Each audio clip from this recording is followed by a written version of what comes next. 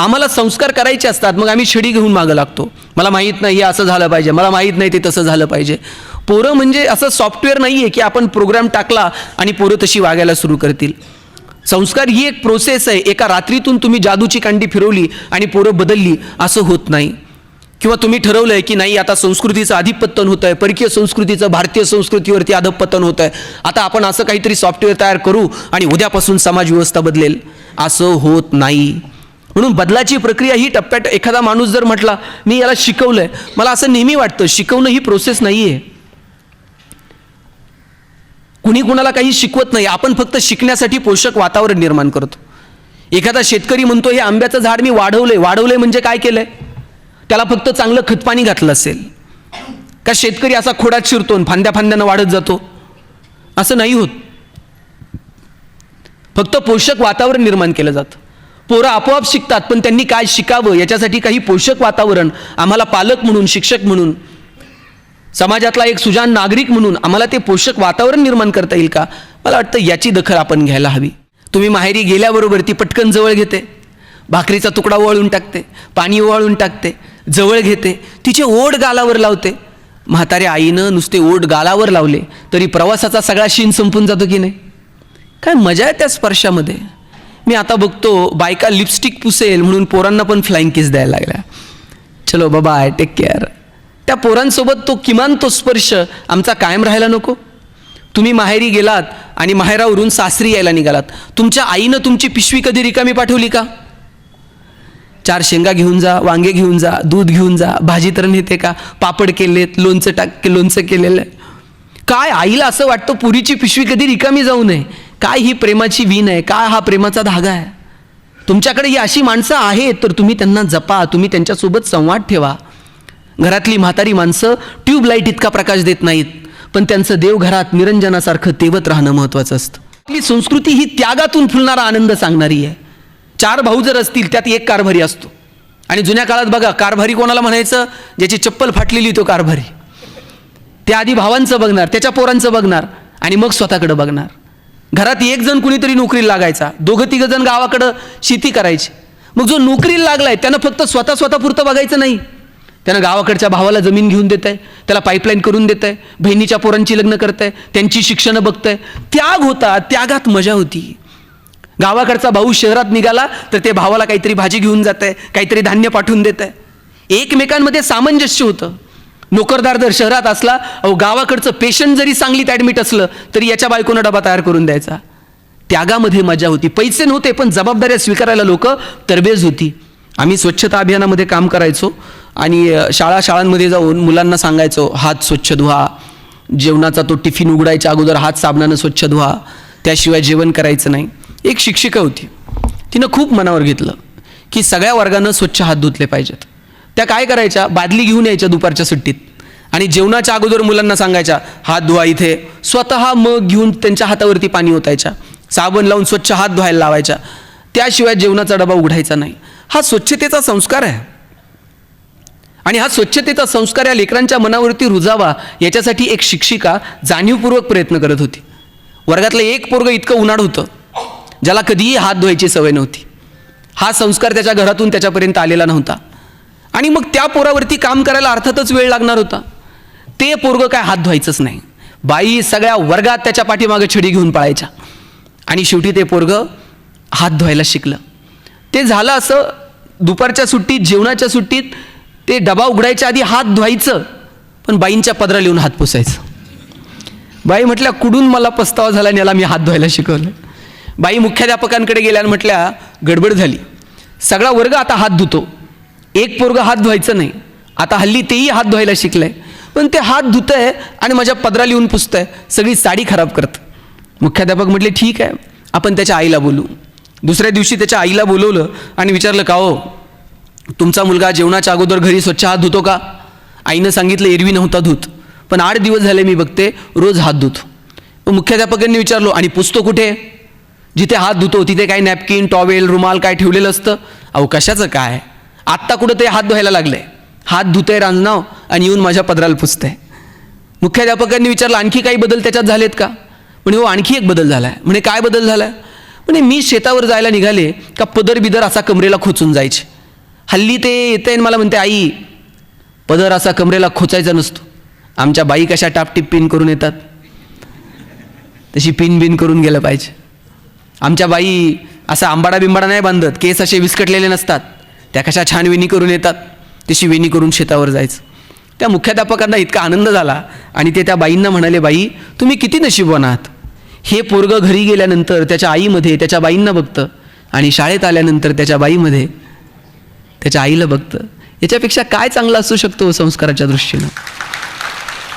मला वाटतं शिक्षकांनी संस्कारांसाठी झोकून दिलं पाहिजे. पालक काम करतात. कोणत्या पालकाला वाटतं का हो आपला मुलगा व्यसनी व्हावा? कोणत्या पालकाला वाटतं का आपल्या मुलांना कुणाला शिव्या द्याव्यात? कोणत्या पालकांना वाटतं का की त्याचं आयुष्य घडू नये?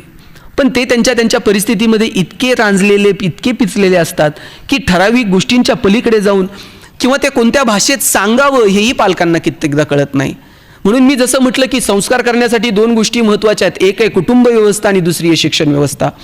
कुटुंब व्यवस्थेमध्ये सगळ्या कुटुंबाची इच्छा असते की येणाऱ्या पिढीनं चांगलंच जीवन जगावं, पण त्यांना ते कोणत्या भाषेत सांगावं ते समजत नसेल, कशा पद्धतीनं आदर्श निर्माण करावेत हे समजत नसेल. पण शिक्षण व्यवस्था नावाची एक व्यवस्था आपण जाणीवपूर्वक अशी निर्माण केलेली आहे की ज्यातून मुलांचं जगणं सुंदर व्हावं. केवळ उदरनिर्वाह म्हणून नव्हे, तर उदरनिर्वाहाच्या पलीकडे जाऊन उत्तम समाजाच्या निर्मितीसाठी, चांगल्या संस्कृतीच्या निर्मितीसाठी चांगला संस्कार शिक्षणातून आम्हाला आमच्या मुलांना देता येईल का? मला वाटतं याचा विचार करावा. अनेक गोष्टी आम्हाला मुलांना सांगायच्या असतात, पण कोणत्या भाषेत सांगाव्यात, कशा सांगाव्यात हे समजत नाही. मी एक गोष्ट वाचली होती की तिकडं युरोपियन कंट्रीजमध्ये भारतातला एक मुलगा आणि ते कुटुंब सगळं तिकडे शिफ्ट झालं आणि एरवी इकडं राहणारा तो मुलगा आपल्यासारखाच रंगानं थोडासा काळा सावळा होता आणि तिकडे युरोपियन कंट्रीमध्ये सगळी मुलं अशी गोरी पान आणि ही सगळी लहान पोरं त्याला ब्राऊन ब्राऊन म्हणून चिडवायला लागली. आणि ते पोरगं रडत घरी आलं, आई मी आता उद्यापासून शाळेत जाणार नाही, सगळी पोरं गोरी पान आहेत आणि मला ब्राऊन ब्राऊन म्हणून चिडवतात. आता मला सांगा, शाळेतून पोरगं जर अशी काही तक्रार घेऊन आलं तर आपलं काय काम असतंय? पहिला पदर कमरेला खोचायचा आणि शाळेत जाऊन, बाई तुम्हाला समजतं का हे पोरगं माझ्या पोराला काय म्हणते? आपली इथून सुरुवात होते. आपली भारतातली ती आई त्या मुलाला घेऊन शाळेत गेली आणि तिनं त्या शिक्षिकेला सांगितलं, अहो माझा मुलगा शाळेतून रडत येतो आणि इथली मुलं त्याला ब्राऊन ब्राऊन म्हणून चिडवत असतात. आता याच्यावरती शिक्षकानं काय करणं अपेक्षित आहे? कोण रे तो मुलगा, इकडे, परत जर तू ह्याला चिडवलं तर मग तुझ्याकडे बघते. ही अशी आपली एकंदरी ढोबळ मनानं अपेक्षा असते. ह्या आईनं तक्रार केली की शाळेतली मुलं त्याला ब्राऊन ब्राऊन म्हणून चिडवतात आणि त्याच्यावरती त्या शिक्षिकेनं उत्तर दिलं की ठीक आहे, मी त्या मुलांशी बोलते, तुम्ही या, परत असं होणार नाही याची मी काळजी घेते. 2-3 दिवस पुढचे जाऊन दिले आणि काहीच दिवसांमध्ये तिथे उन्हाळा सुरू झाला, गरमीचा मोसम सगळा सुरू झाला आणि त्या उन्हाळ्यामध्येच त्या ऊन येत असतानाच त्या शाळेतल्या सगळ्या मुलांना त्या शिक्षिकेनं सांगितलं, तुम्ही सगळ्यांनी आता मैदानावरती खेळायला जायचं आहे, 2 तास खेळायचं आणि सगळ्यांनी आपले शर्ट काढून ठेवायचे. शर्ट काढून ठेवले आणि सगळ्यांना उघड्या अंगानं मैदानावरती खेळायला पाठवलं. गुरी गुरी पोरं सगळी लाल बुंद झाली, अंग खाजायला लागलं, कुठेतरी आग व्हायला लागली, कुठेतरी टोचल्यासारखं व्हायला लागलं, सगळी वर्गात पळत आली. हे पोरगं मात्र ते काळं सावळं पोरगं उन्हात 2 तास निवांत खेळत होतं. आणि मग आल्यानंतर त्या शिक्षिकेनं सांगितलं, बाळांनो, ज्या ज्या हवामानामध्ये जशी जशी माणसं राहतात तसा तसा त्यांचा वर्ण ठरतो. उष्णकटिबंधातून आलेल्या या पोराला ब्राऊन रंग हा त्याची कुठलीही कमतरता नाही आहे. उलट बघा, तुमच्यापेक्षा जास्त तो 2 तास तिथे खेळू शकला. या उन्हापासून संरक्षण व्हावं, त्या प्रदेशात तो जन्माला आला म्हणून त्याची त्वचा तशी आहे. म्हणून तुम्ही इथून पुढे त्याला ब्राऊन ब्राऊन म्हणून चिडू नका. ब्राऊन असणं ही त्याची त्या प्रदेशातली स्ट्रेंथ आहे. आणि मग ते सगळं थांबलं. संस्कार हे कसे करायचे याच्या काही पद्धती आहेत. मला वाटतं त्या जाणीवपूर्वक आपण अंगीकारल्या पाहिजेत. जाणीवपूर्वक या गोष्टीतून आपण शिकलं पाहिजे. आम्हाला संस्कार करायचे असतात, मग आम्ही छडी घेऊन मागं लागतो. मला माहीत नाही हे असं झालं पाहिजे, मला माहीत नाही ते तसं झालं पाहिजे. पोरं म्हणजे असं सॉफ्टवेअर नाही आहे की आपण प्रोग्राम टाकला आणि पोरं तशी वागायला सुरू करतील. संस्कार ही एक प्रोसेस आहे. एका रात्रीतून तुम्ही जादूची कांडी फिरवली आणि पोरं बदलली असं होत नाही. किंवा तुम्ही ठरवलंय की नाही आता संस्कृतीचं अधिपतन होत आहे, परकीय संस्कृतीचं भारतीय संस्कृतीवरती अधपतन होत आहे, आता आपण असं काहीतरी सॉफ्टवेअर तयार करू आणि उद्यापासून समाज व्यवस्था बदलेल, असं होत नाही. म्हणून बदलाची प्रक्रिया ही टप्प्यात, एखादा माणूस जर म्हटला मी याला शिकवलंय, मला असं नेहमी वाटतं शिकवणं ही प्रोसेस नाही आहे. कुणी कुणाला काही शिकवत नाही, आपण फक्त शिकण्यासाठी पोषक वातावरण निर्माण करतो. एखादा शेतकरी म्हणतो हे आंब्याचं झाड मी वाढवलंय म्हणजे काय केलंय? त्याला फक्त चांगलं खतपाणी घातलं असेल का? शेतकरी असा खोडात शिरतो आणि फांद्यानं वाढत जातो? असं नाही होत. फक्त पोषक वातावरण निर्माण केलं जातं. पोरं आपोआप शिकतात, पण त्यांनी काय शिकावं याच्यासाठी काही पोषक वातावरण आम्हाला पालक म्हणून, शिक्षक म्हणून, समाजातला एक सुजाण नागरिक म्हणून आम्हाला ते पोषक वातावरण निर्माण करता येईल का? मला वाटतं याची दखल आपण घ्यायला हवी. आणि म्हणून त्यानंतर शिक्षण व्यवस्थेनंतर अपेक्षा आहे संस्कारांच्या दृष्टीनं संस्कृतीच्या निर्मितीसाठी, ती म्हणजे कुटुंब व्यवस्थेची. कुटुंब समृद्ध आहेत का? मला तर असं नेहमी वाटतं भारताची स्ट्रेंथ इथली कुटुंब व्यवस्था म्हणजे आजी, आजोबा, आई, वडील, बहीण, भाऊ, मामा, काका, तात्या, ही सगळी नाती, या नात्यांमधली मजा, त्या नात्यांमधला ओलावा, त्या नात्यांमधला गोडवा, एकमेकांच्या मदतीला धावून जाणं, एकमेकांच्या सुखदुःखात सहभागी होणं, यानं कुटुंब बनतं. यातून एक अपेक्षित संस्कार मुलांच्या मनावरती निर्माण केला जातो. ती कुटुंब व्यवस्था आम्हाला मजबूत ठेवता येईल का? नात्यांमधले छोट्याशा अहंकारा निर्माण झालेले हेवे दावे आम्हाला बाजूला ठेवता येतील का? नात्यांमधली मजा घ्या, नात्यांमधला आनंद घ्या. आई, वडील, बहीण, भाऊ, काय नाती आहे तू ही सुंदर. लेकुराचे हित वाहे माऊलीचे चित्त, ऐसी कळवळ्याची जाती करी लाभाविन प्रीती. कोणत्याही लाभाची अपेक्षा न ठेवता तुमच्यावर ओतप्रोत प्रेम करणारं या जगात जर कोण असेल तर तुमची आई आणि तुमचे वडील आहेत. कोणत्याही लाभाची अपेक्षा न ठेवता तुमचे आई वडील तुमच्यावरती प्रेम करत असतात. इथं अनेक महिला उपस्थित आहेत. तुम्ही माहेरी गेलात, तुमची आई उमऱ्यापाशी तुमची वाट बघत असते की नाही? तुम्ही माहेरी गेल्याबरोबर ती पटकन जवळ घेते, भाकरीचा तुकडा ओवाळून टाकते, पाणी ओवाळून टाकते, जवळ घेते, तिचे ओठ गालावर लावते. म्हाताऱ्या आईनं नुसते ओठ गालावर लावले तरी प्रवासाचा सगळा शीण संपून जातो की नाही? काय मजा आहे त्या स्पर्शामध्ये. मी आता बघतो बायका लिपस्टिक पुसेल म्हणून पोरांना पण फ्लाइंग किस द्यायला लागल्या. चलो बाबा, टेक केअर. त्या पोरांसोबत किमान तो स्पर्श आमचा कायम राहायला नको? तुम्ही माहेरी गेलात आणि माहेरावरून सासरी यायला निघालात, तुमच्या आईनं तुमची पिशवी कधी रिकामी पाठवली का? 4 शेंगा घेऊन जा, वांगे घेऊन जा, दूध घेऊन जा, भाजी तर नेते का? पापड केलेत, लोणचं केलेलं आहे. काय आईला असं वाटतं पुरीची पिशवी कधी रिकामी जाऊ नये. काय ही प्रेमाची वीण आहे, काय हा प्रेमाचा धागा आहे. तुमच्याकडे ही अशी माणसं आहेत तर तुम्ही त्यांना जपा, तुम्ही त्यांच्यासोबत संवाद ठेवा. घरातली म्हातारी माणसं ट्यूबलाईट इतका प्रकाश देत नाहीत, पण त्यांचं देवघरात निरंजनासारखं तेवत राहणं महत्त्वाचं असतं. ते विझून गेलं ना मग त्या लोकांची किंमत कळायला लागते. घरातली म्हातारी आई आता 2 भाकरी थापू शकत नाही, पण तिचं घरात नुसतं कॉटवर बसून असणं सुद्धा घरात एक रुबाब असतो. घरातला म्हातारा माणूस शेतावर जाऊन काम करू शकत नाही, पण त्यानं नुसतं बांधावरून फेरफटका मारणं एक वैभव असतं घराचं. ज्यांच्याकडे अशी माणसं आहेत त्यांना जपा. आपणही कधीतरी म्हातारे होणार आहोत, आपणही कधीतरी थकणार आहोत, आपल्याही डोळ्यांना कधीतरी दिसायला कमी होणार आहे. आत्तापर्यंत आई वडिलांनी आपले किती लाड पुरवले मला सांगा. आता गरज असते आपण त्यांचे आई वडील होण्याची. एका पोरानं आईला विचारलं, आई तुझे उपकार मला फेडायचे आहेत, काय करू सांग? आई म्हणली, राजा एक काम कर, उपकार फेडायचे आहेत ना, रोज तिकडे झोपत असतो, आज माझ्या शेजारी झोप, उपकार फिटले. एवढंच आहे ना. आईच्या उशीच्या शेजारी उशी ठेवली, लहान लेकरासारखा आईच्या शेजारी झोपला. याच्या डोळ्याला डोळा लागला आणि आई म्हटली, ए राजा जरा तांब्याभर पाणी आणतो का? आत्ता तर डोळा लागला होता, पण याला काय माहिती आहे आईचे उपकार फेडायचेत आणि आजच्याच दिवस आई शेजारी झोपायचे. मला आई आणतो की. तांब्याभर पाणी आणलं, आईच्या उशाला नेऊन ठेवलं. 10 मिनिटांनी याचा पुन्हा डोळा लागला आणि आईनं तांब्याभर पाणी अंथरुणात सांडून दिलं. चिडूनच उठला, पण मनात विचार आला, आजच्या दिवस तर झोपायचं. आई आणतो की तांब्याभरून. पुन्हा तांब्याभरून आणला, आईनं पुन्हा 10 मिनिटांनी पाणी सांडलं, तरीही त्यानं रागावरती नियंत्रण ठेवलं. सकाळी साखर झोपेत असताना आईनं 3ऱ्यांदा पाणी लोंढून दिलं आणि मग म्हटलं, आई तुला कळतं का नाही ग, सकाळी लवकर कामाला जायचं असते आणि 3दा पाणी सांडलंय.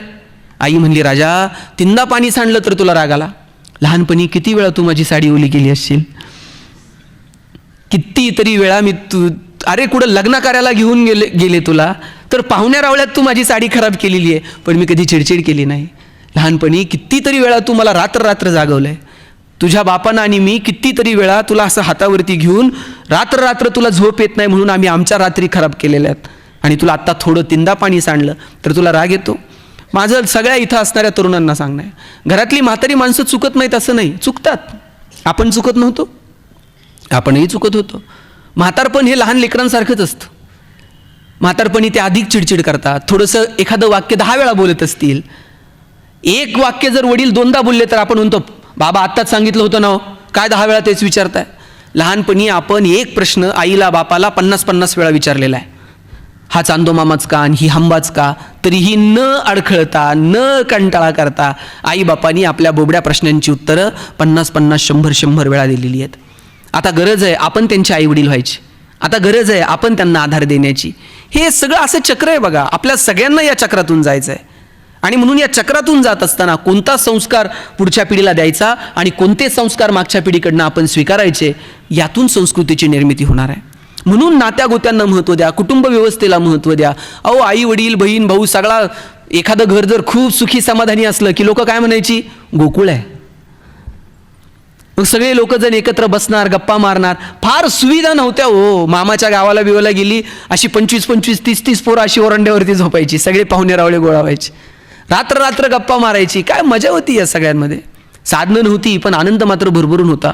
तो आनंद पुन्हा एकदा आम्हाला असा टिपकागदासारखा शोषून घेता येईल का, तो आनंद आम्हाला आमच्या कुटुंबामध्ये पुन्हा एकदा तयार करता येईल का. एकमेकाच्या सुखदुःखात सहभागी होणं आणि खरा त्याग. भारतीय संस्कृती त्यागाचं प्रतीक म्हणून या संस्कृतीकडे बघितलं जातं. आपल्या संस्कृतीवरती त्याग या गोष्टीचा फार मोठा प्रभाव आहे, हे आपल्याला पाहायला मिळतं. प्रभू रामचंद्र दुसऱ्या दिवशी अयोध्येचे राजे होणार होते, गादीवरती बसणार होते, आणि आदल्या दिवशी वडिलांनी सांगितलं गादी वगैरे नाही, काही नाही, तुला उद्या राजा व्हायचं नाहीये, भरताला गादी आणि रामाला वनवास. वडिलांच्या शब्दाच्या एवढं पण राम बाहेर जात नाहीत. वडिलांनी सांगितलं दुसऱ्या दिवशी वनवास ना, काहीही मागे पुढे बघितलं नाही आणि वनवासाला राम निघून गेले. त्याग सांगणारी आपली संस्कृती आहे. आणि राम तर निघून गेले हो, पण लक्ष्मण भाऊ आहे, लक्ष्मणाला नव्हतं कंपल्शन की रामासोबत तू गेलंच पाहिजे. पण काय भावाभावामधलं प्रेम आहे. राम वनवासाला निघाले, लक्ष्मण स्वतः त्यांच्या पाठीमागे निघाले. आणि काय भरत, ज्या भरतासाठी गादी दिली आणि ज्या भरताला गादी मिळावी म्हणून रामाला वनवास सांगितला, तो भरत रडत रडत रामाच्या मागे गेला आणि प्रभू राम विनंती करायला लागला, काही करा पण तुम्ही अयोध्येत परत चला. रामानं सांगितलं नाही, मला वनवास स्वीकारावा लागेल. भरता तू जा आणि राज्यकारभार बघ. भावाचा आदेश म्हणून भरत इकडे आला, पण सिंहासनावरती बसला नाही. 14 वर्ष रामाच्या पादुका सिंहासनावरती आणि भरत 14 वर्ष विना तक्रार वाट बघत बसला. काय संस्कृती आहे, काय संस्कार आहेत. अहो आपली संस्कृती ही त्यागातून फुलणारा आनंद सांगणारी आहे. 4 भाऊ जर असतील त्यात एक कारभारी असतो. आणि जुन्या काळात बघा कारभारी कोणाला म्हणायचं, ज्याची चप्पल फाटलेली तो कारभारी. त्या आधी भावांचं बघणार, त्याच्या पोरांचं बघणार आणि मग स्वतःकडे बघणार. घरात एक जण कुणीतरी नोकरीला लागायचा, 2-3 जण गावाकडं शेती करायची. मग जो नोकरीला लागलाय त्यानं फक्त स्वतःपुरतं बघायचं नाही, त्यानं गावाकडच्या भावाला जमीन घेऊन देत आहे, त्याला पाईपलाईन करून देत आहे, बहिणीच्या पोरांची लग्न करत आहे, त्यांची शिक्षणं बघत आहे. त्याग होता, त्यागात मजा होती. गावाकडचा भाऊ शहरात निघाला तर ते भावाला काहीतरी भाजी घेऊन जात आहे, काहीतरी धान्य पाठवून देत आहे. एकमेकांमध्ये सामंजस्य होतं. नोकरदार जर शहरात असला, अहो गावाकडचं पेशंट जरी सांगलीत ॲडमिट असलं तरी याच्या बायकोनं डबा तयार करून द्यायचा. त्यागामध्ये मजा होती. पैसे नव्हते पण जबाबदाऱ्या स्वीकारायला लोक तरबेज होती. किती रुपये पगारानं तुमच्या नोकऱ्या सुरू झाल्या. ही जी जुनी पिढी आहे, किती रुपये पगार होते हो सर पहिले. आत्ता कुठंतरी 6व्या-7व्या वेतन आयोगानंतर कर्मचाऱ्यांचे पगार वाढले. आपले पगार किती. माझे वडील 2006ला रिटायर झाले मुख्याध्यापक म्हणून, 15,000 रुपये पगार होता. आता पेन्शन त्यांना 30-32 हजार असेल. पगार आत्ता वाढले लोकांचे. आणि मग या तुटपुंच्या पगारामध्ये त्यांनी स्वतःचं बघायचं, इतरांचं बघायचं. ही त्याग शिकवणारा संस्कार, त्याग शिकवणारी संस्कृती होती. आणि मग मला सांगा 1,000-500 रुपये पगार, बायको जर कधी म्हटली कोल्हापूरला चला, आपल्याकडे गाडी तर होती का. मग कोणाची तरी 2 व्हीलर घ्यायची, त्याच्यात निम्म रॉकेल निम्म पेट्रोल, निम्म्या रस्त्यात गेल्यावर गाडीतलं पेट्रोल संपायचं, मग गाडी वाकडी करायची.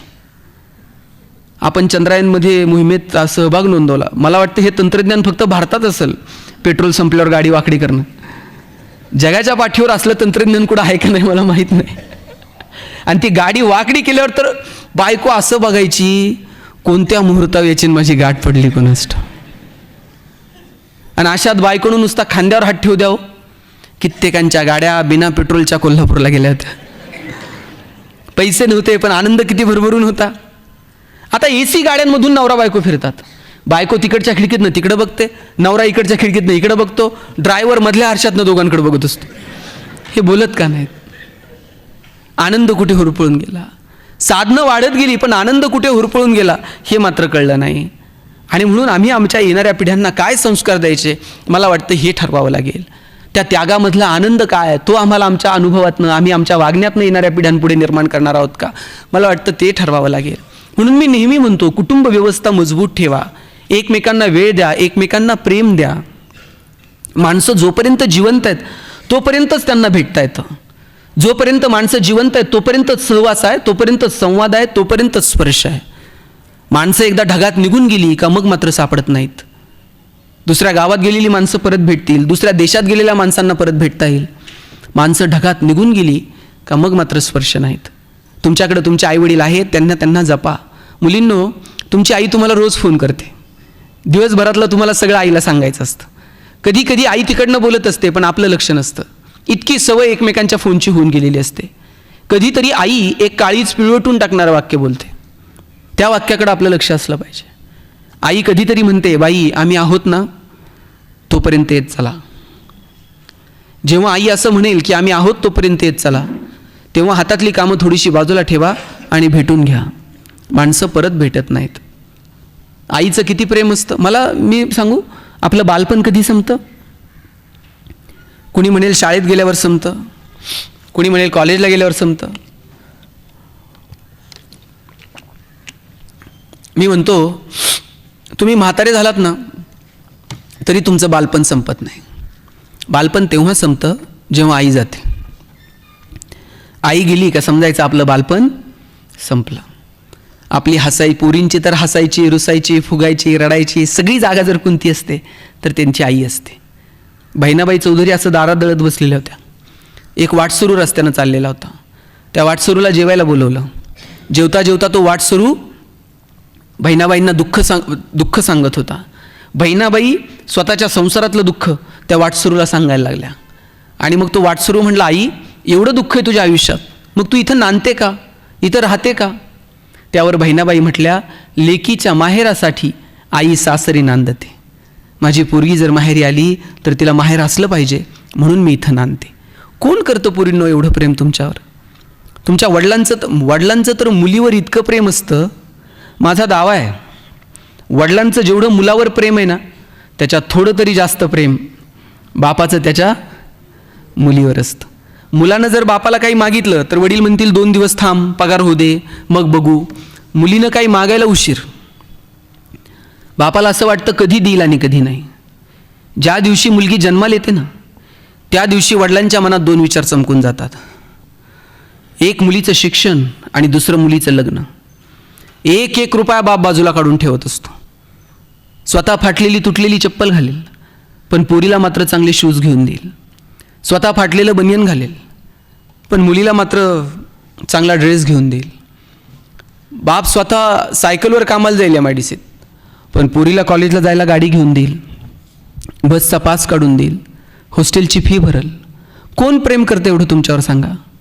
मुलीच्या लग्नात तर बाप असा फेटाबिटा घालून मिरवत असतो. दिवसभर बापाची मान उंच असते.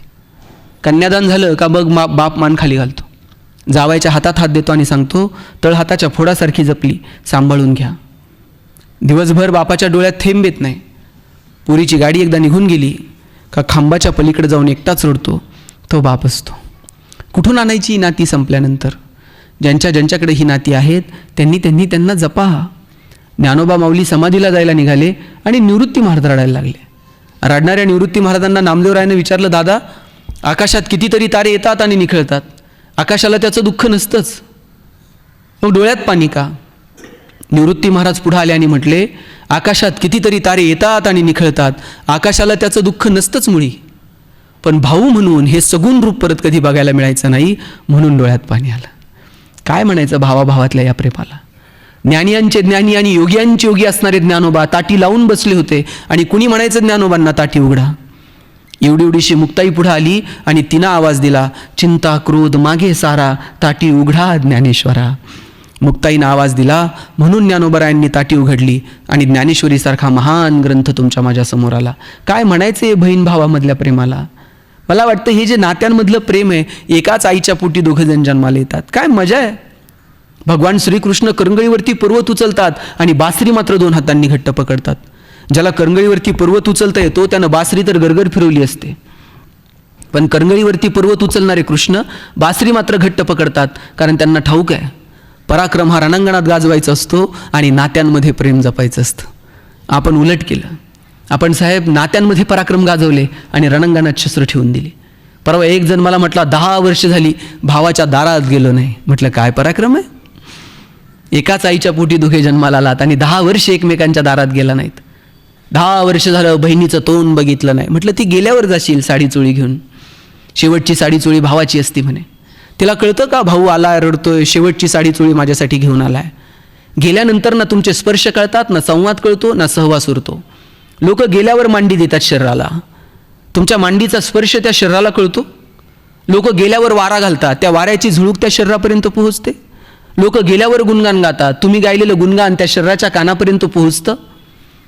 एकदा शरीरातून राम निघून गेला, आत्मा निघून गेला, मग काही उरत नाही.